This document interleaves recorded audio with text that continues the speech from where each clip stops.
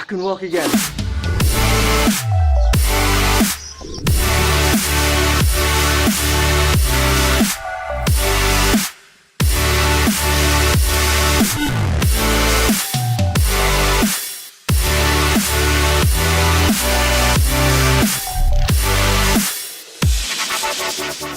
What's up YouTube, it's your boy Nick, back with another video. Good morning guys, hope you're doing really well. Today's Friday, it's an absolute gorgeous day outside. It's day 15 post-surgery and I'm absolutely over the moon. I'm super happy because I just took my first 20-minute walk. And it wasn't any sort of slow walk either, I was going like super speed. I was walking at a decent pace without feeling any pain whatsoever. So starting to see some great progress. I'll talk more about the progress later on in the video, but for now I've got to head back upstairs. I'm going to do a weigh-in. Let's go. So I've just been doing sort of like a weekly weigh-in just to sort of track my progress with my weights, if I'm maintaining it. Last week I hit 76 points. No, pre-surgery, so before surgery I was hitting 76.8 kilos, so close to 77 kilos.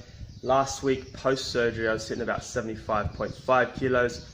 So what I really wanted to hope for these next 2 weeks before I head back into training, I sort of want to stay between 70 to 75 kilos. That's what I'm hoping.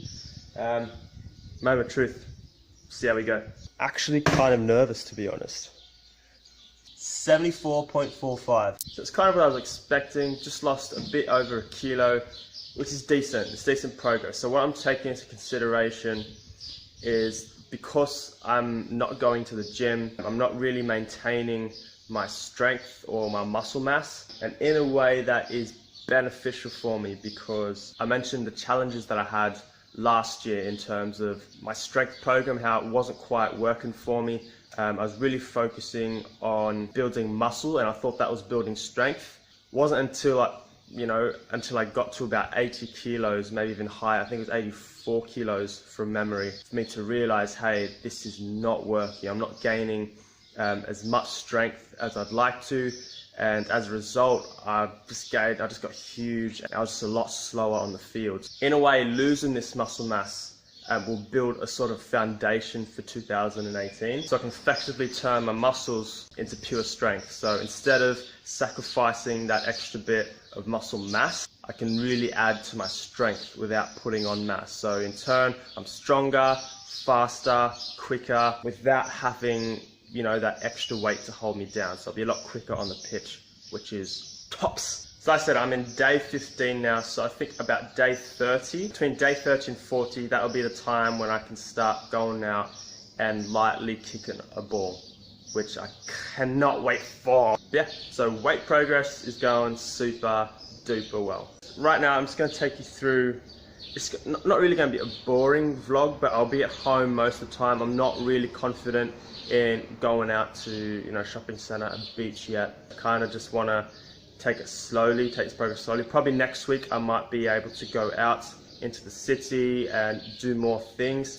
So I got maybe another few days of just sort of sitting at home doing nothing. I'm literally going insane, which is not good. I mean, the only positive thing I can take away from being at home is it gives me time to work on Nathan Paull football, so my business. I am hungry, let's get it. Alright, I've never done this before. Holding the camera, cracking an egg with one hand. Ready for this?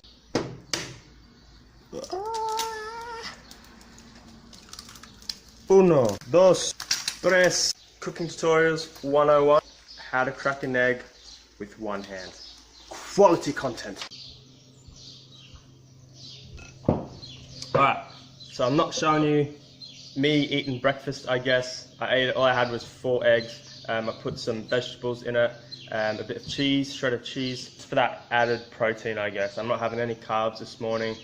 Just got a glass of water. For the new viewers, the reason why I'm limiting my carbs is just because I don't want to put on that extra body fat. Like, it all really counts to me and all adds up. So I just kind of want to have that head start where I don't need to start losing that extra bit of body fat, so I can start concentrating on my actual pre-season training program. Anyway, let's talk more food. What has my diet been like for the past week? So I'm going to be completely honest with you guys. My diet has been overall clean generally, but there are times where I did indulge myself. And when I say indulge, I don't mean go in and hit a whole bag of chips and I know a whole block of chocolate, you know what I mean? Like when I say indulge, for me, indulge means a small packet of chips, maybe a small chocolate bar, a bottle of ice cream here and there. That's indulge for me. You know, generally I try to stick to a general rule throughout the day. So I try to have about 4 to 5 meals a day. In the morning, I have no carbs whatsoever. So I just like to have my eggs, my protein. That way in the morning, my body has a little bit more time to spend on burning that body fat as opposed to me putting carbs in my body and my body burning the carbs as energy. Does that make sense? So I'm actually sacrificing a little bit of muscle here as well. That's why I'm starting to shrink down a bit. So the less carbs I take, obviously the smaller I'm going to get both in body fat and with muscle. See, the thing when you burn body fat, you will lose a tiny bit of muscle. When I say tiny, I mean really tiny if you control your carbohydrates right. Like I said, I'm not too worried with losing a little bit of muscle. In fact, I want to lose that little bit of bulk. Now, I know I mentioned this earlier, but like I said, I really want to just start off on a clean slate so I can build my strength up from the bottom without having that added bulk already, which I've been pretty much doing for this season. So I'm just sitting here, and it's going to be a boring vlog, but I'll let you guys know what's going to happen throughout the day. I'm also going to be doing a video analysis today of a professional football game.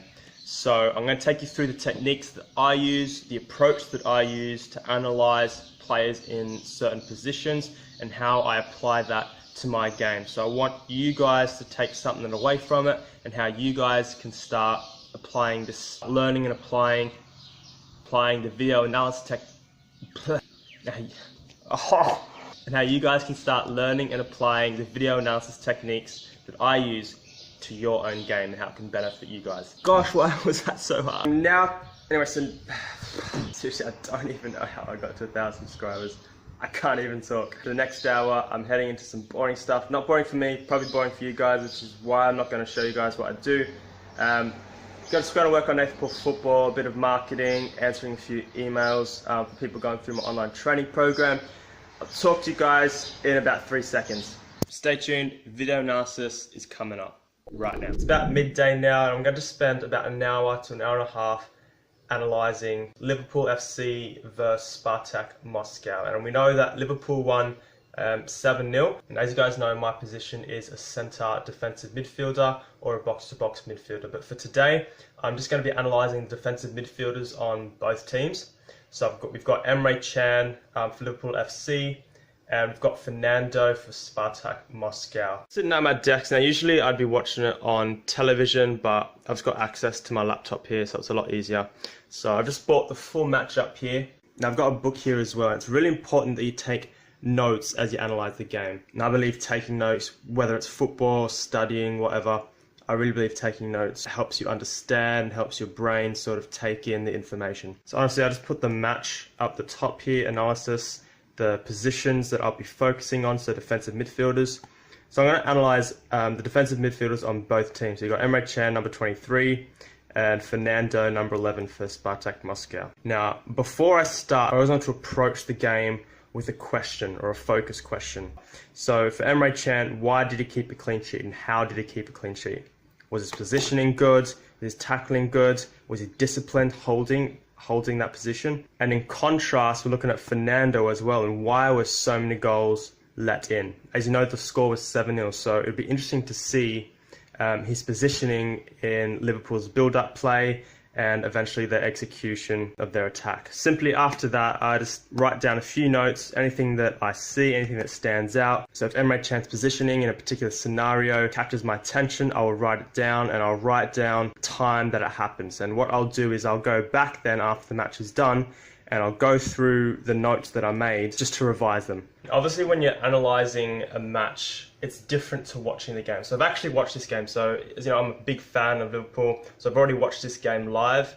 So I like to watch it as a spectator, from a spectator's perspective, so I can enjoy the game as a spectator. Then afterwards, usually a day, 24 hours, or sometime during the week, I like to analyse a game. Now, they're two separate things, okay? So there's spectating, which is watching the whole game, soaking it all in, just like a fan would. Then there's analysing game, and that's where you look for specific movements or specific plays in a player, and you try and analyze their behavior and why they did certain things. Obviously, you don't want to watch a 90-minute vlog, so what I'm going to do is I'm going to analyze the game. I'm going to do a quick 10-second time lapse. I'll show you guys an example of the notes that I write down and how I analyze it.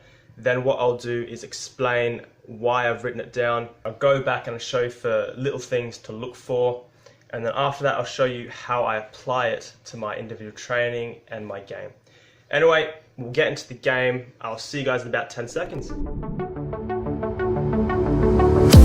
Can't expect you to understand. Take it back to when it began. Alright, so the video analysis is complete. So I'm just going to show you a few pointers that I've jotted down. Some things that stood out to me. So I'll just give you a quick example. And most of them will be about Spartak Moscow's Fernando, because defensively there were some big issues, even for a professional footballer. Now, just quickly, I'm going to apologize for the quality of the video footage here.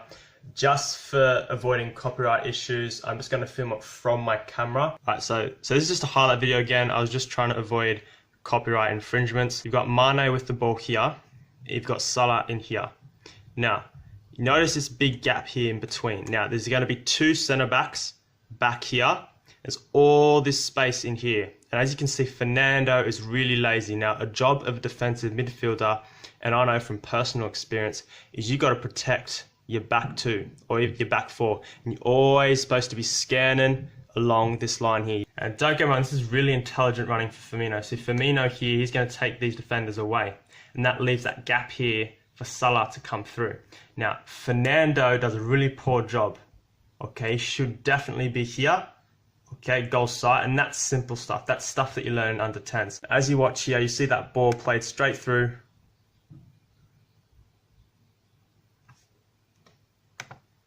Now, as you can see, Fernando's still up here, and he's just jogging back. He's not even bothering to go over and mark Coutinho. Okay, I think that's a lack of communication as well from the back four. Okay, but he should definitely be aware as a professional footballer to get goal side here of Coutinho. Again, here a similar scenario. So you've got Fernando here, you've got Salah here. So there's that gap. Okay, now watch how the play turns out. So right there, he's walking. Okay, now it must be something to do with the team shape or the coach's tactics. I don't know why. He's got two defensive midfielders. You've got Fernando and this bloke, I'm not sure what his name is. I know it starts with a G. But with two defensive midfielders, you should really be stable at the back, you know, because you've got two covering the centre backs. Now, don't know why he's walking. Just watch him. Watch him here. He's just walking back. So obviously that's only about 2 or 3 things that I've shown you from over about 20 points that I've noticed from both of the players during the match. So obviously I'm not going to show you, it's going to take too much time. What I do want to point out is once you've jotted it down and once you understand the information and you analyze the professional match, it's really important that you apply it to your own individual training and team training sessions and matches, of course. Because if you don't apply what you've learned in the analysis, there's really no point in writing this stuff down and spending 90 minutes analyzing a match if you're not going to apply the knowledge that you've learned, if that makes sense. So just for example's sake, I noticed Emre Can in the game, when he'd come in and collect the ball deep from Dejan Lovren, from the centre back, he'd always create that angle. He'd always move across, make a position from himself across the field. He'd take one quick look over his shoulder, receive the ball, okay, touch forward, play it wide. Now, I know that seems so simple, but as you guys know, I really preach simplicity and perfecting simplicity. And something like that can easily go wrong in a professional game. I mean, you see it all the time. And again, just for example's sake, I'd go and apply that into my individual training drills. And what I mean by that is I really work on position-specific drills. I'd use the ball as if it was a centre-back. I'd create some space for myself, quick look over my shoulder, receive on the back foot, and play that ball into a mini goal or between 2 cones. And I might do that about 15, 20 times, okay? Might not be just getting it wide. It might be in 3 different areas where players might be on the field. You know, there might be open passing lanes. And something simple as that, you know, that trains your mind, your muscles, and your whole body just to get that passing movement right. Simplicity is the key. So once you pick focus questions, then you're going to watch the game. Really important you analyze that player only. Try not to get sucked into watching the game as a spectator. You know, you're going to be watching the play to the slightest detail, you know, off the ball, even if it's on the left side of the field and you're supposed to be watching the right back. What's he doing? Is he walking? Is he scanning? Is he communicating? Really important you see those things. But yeah, that's the basics of video analysis. Anyway, I think it's time for lunch. I'm just going to have a chicken stir fry, vegetables and rice, something nice and easy. I'm not going to film any more of the day, to be honest. It's just going to be me sitting around, watching TV, doing absolutely nothing, just resting. This is the part of the day where I just need to rest. So I'd rather you guys go out and do something useful, you know, after this, go and analyze the video, go and train, man. Like after this injury, I'm going to be so grateful that I'm able to train. Like right now, I am itching, man. I'm itching to kick a ball. So you guys out there that aren't injured and may have skipped training over the last few days, get out there and train. Be grateful for every single day that you're not injured, where you can go out and improve yourself. You know, there's people around the world who would love to go out and train, but they just can't because of a disability, because they're injured. Basically, that person is me. And that's why I'm telling you guys, don't waste another day. It's a day, every day is a chance to improve. So go out there and improve, because you never know when you're going to get an injury. Anyway, that's it for the vlog today, guys. I hope you enjoyed it. I hope you learned something from it. Thank you for watching. If you liked it, please give it a thumbs up. Comment down below, like I said. Also, if you're new to this space, please hit that subscribe button. Anyway, I'll catch you on the next one, guys. Ciao.